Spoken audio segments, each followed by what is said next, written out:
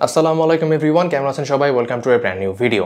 আমরা এরকম অনেকেই আছি যারা 5600G অথবা 5700G অথবা ইন্টেলের 12400 এই প্রসেসর তিনটা দিয়ে পিসি বিল্ড করি এবং পরবর্তীতে গ্রাফিক্স কার্ড অ্যাড করার প্ল্যান করি।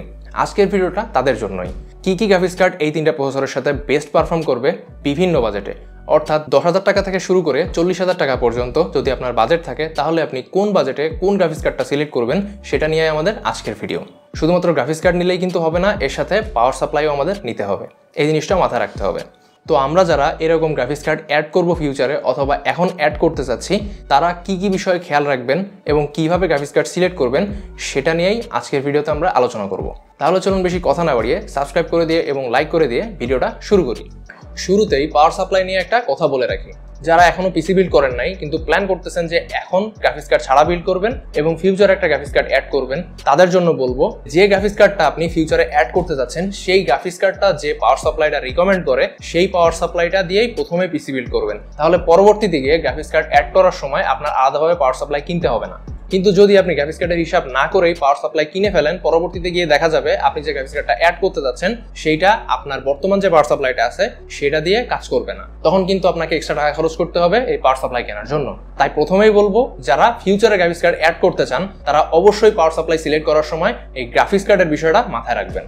মনে করেন আপনি পিসি বিল্ড করেছেন, এখন আপনি গ্রাফিক্স কার্ড অ্যাড করতে যাচ্ছেন। এখন আপনার বাজেট যদি 10 থেকে 12,000 টাকার ভিতরে হয়ে থাকে, এই বাজেটে আপনার একমাত্র অপশন হচ্ছে পালাদিন RX 580 8GB এই গ্রাফিক্স কার্ডটি। 10-12,000 টাকার ভিতরে এই গ্রাফিক্স কার্ডটা যথেষ্ট ভালো পারফর্ম করে। 5600G 5700G অথবা ইন্টেল 12400 এই তিনটা প্রসেসরের সাথে যে ইন্টিগ্রেটেড গ্রাফিক্স থাকে তার থেকে এই RX 580 অনেক বেটার পারফর্ম করবে। স্ক্রিনে এই RX 580 এর একটা বেঞ্চমার্ক আমি দিয়ে দিচ্ছি, যেখানে অনেকগুলো গেমকে টেস্ট করে একটা অ্যাভারেজ বেঞ্চমার্ক করা হয়েছে। এই বেঞ্চমার্ক থেকে আশা করি আপনি একটা ধারণা পাচ্ছেন যে কিরকম পারফর্ম করতে পারে। আর একটা কথা বলে রাখি, যারা প্রোডাক্টিভিটির কাজে এই গ্রাফিক্স কার্ডটা নিতে যাচ্ছেন তারা একটা বিষয় মাথায় রাখবেন যে এইটাতে কিন্তু কোনো প্রকার এনকোডার বা ডিকোডার নেই, যে কারণে এই গ্রাফিক্স কার্ডটার থেকে অত ভালো প্রোডাক্টিভ পারফরমেন্স পাবেন বলে আমার মনে হয় না। যারা প্রোডাক্টিভ কাজের জন্য গ্রাফিক্স কার্ড নিতে যাচ্ছেন তারা অবশ্যই মাথায় রাখবেন যে একটা ডেডিকেটেড এনকোডার অথবা ডিকোডার আপনার গ্রাফিক্স কার্ডে যদি থাকে তাহলে আপনি অনেক ভালো পারফরমেন্স পাবেন প্রোডাক্টিভিটির ক্ষেত্রে। তো যারা প্রোডাক্টিভ কাজ করবেন তাদের জন্য এই RX 580 কার্ডটা মোটেও রেকমেন্ডেড নয়।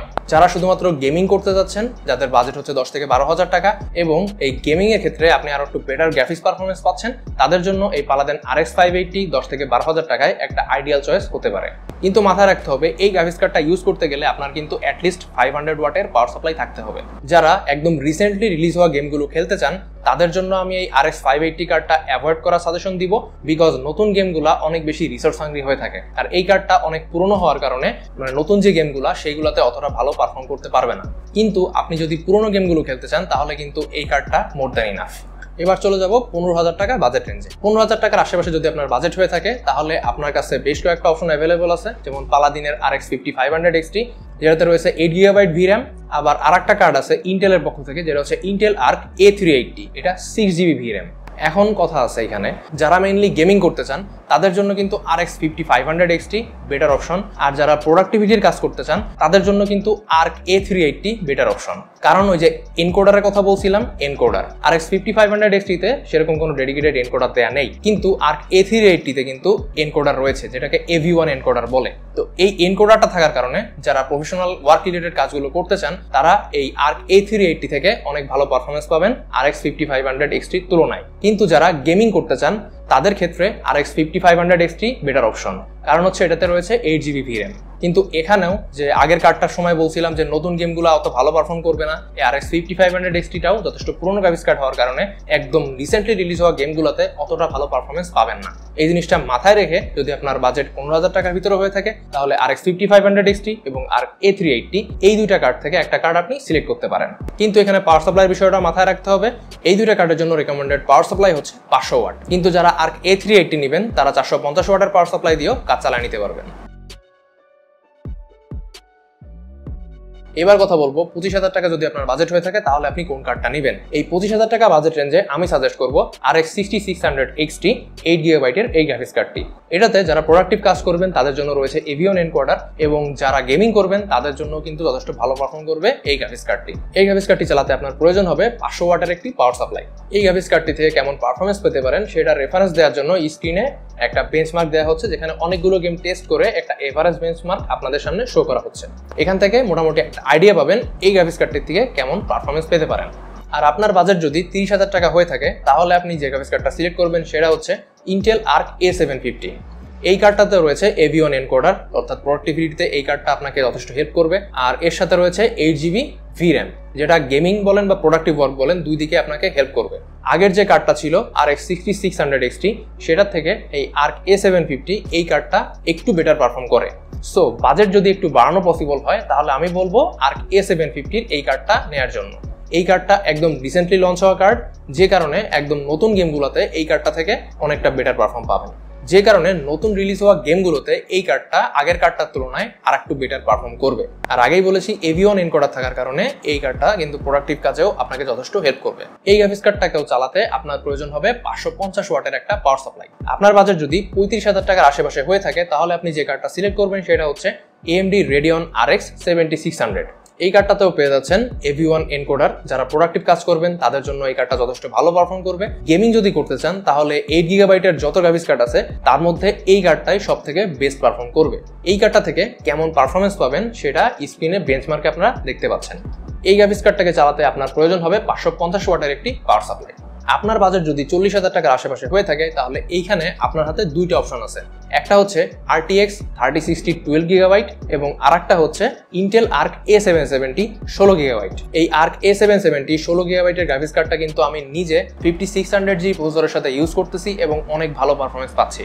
আমার বিল্ডটা গেমিং ফোকাসড, যে কারণে আমি হচ্ছে এই আর্ক A770 16GB এর কার্ডটা নিছি। কিন্তু আপনার পিসিটা যদি প্রোডাক্টিভিটি ফোকাসড হয়ে থাকে তাহলে আমি সাজেস্ট করব RTX 3060 12GB এই কার্ডটা নেওয়ার জন্য। অবশ্যই RTX 3060 8GB এর কার্ডটা অ্যাভয়েড করবেন। যদি নিতেই হয় তাহলে এই 12GB এর কার্ডটাই নেবেন। এই 12GB এর কার্ডটা কিন্তু 8GB এর RTX 3060 থেকে অনেকটাই বেটার পারফর্ম করে। এনভিডিয়ার এই কার্ডটা আমি আসলে সাজেস্ট করতাম না, কিন্তু তারপরেও সাজেস্ট করতেছি, কারণ হচ্ছে এই কার্ডটাতে রয়েছে এনভেক এনকোডার, যেটা AV1 এনকোডারের থেকে অনেক ভালো পারফর্ম করে এবং প্রোডাক্টিভ যে কাজগুলো আছে, যে সফটওয়্যারগুলো আছে ওইগুলোর সাথে এনভিডিয়ার কার্ডের একটা ভালো সামঞ্জস্যতা আছে, যে কারণে আর্ক A770 তুলনায় RTX 3060 12GB এই প্রোডাক্টিভিটির কাজগুলোতে ভালো পারফরমেন্স পাওয়া যায়। কিন্তু যদি গেমিং এর কথা চিন্তা করেন তাহলে কিন্তু সম্পূর্ণ উল্টোটা পাবেন আপনি এখানে।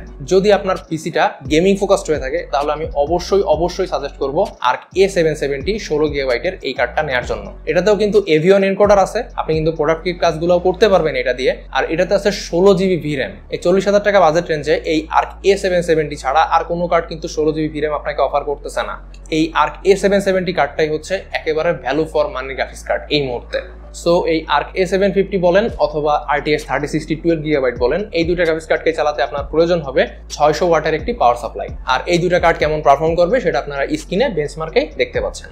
এর থেকে বেশি বাজেট যদি আপনার হয়ে থাকে তাহলে আপনি আপনার বাজেট অনুযায়ী যে কোনো কার্ড আপনি সিলেক্ট করতে পারেন, কিন্তু আমার সাজেশন থাকবে যে এই 5600G 5700G অথবা এই ইন্টেল 12400 এই তিনটা প্রসেসরের সাথে এর থেকে বেশি কোনো গ্রাফিক্স কার্ড নেওয়ার আপাতত দরকার নাই, সেটা ওভারকিল হয়ে যায়। যদি আপনার এর থেকে বেশি বাজেট থাকে আমার সাজেশন থাকবে যে এই কার্ডগুলাই নিয়ে নেন, এই কার্ডগুলোর ভিতর থেকে একটা কার্ড নিয়ে নেন, আর পরবর্তীতে আপনি আবার নতুন করে একটা পিসি বিল্ড করবেন যখন আপনার প্রয়োজন হবে।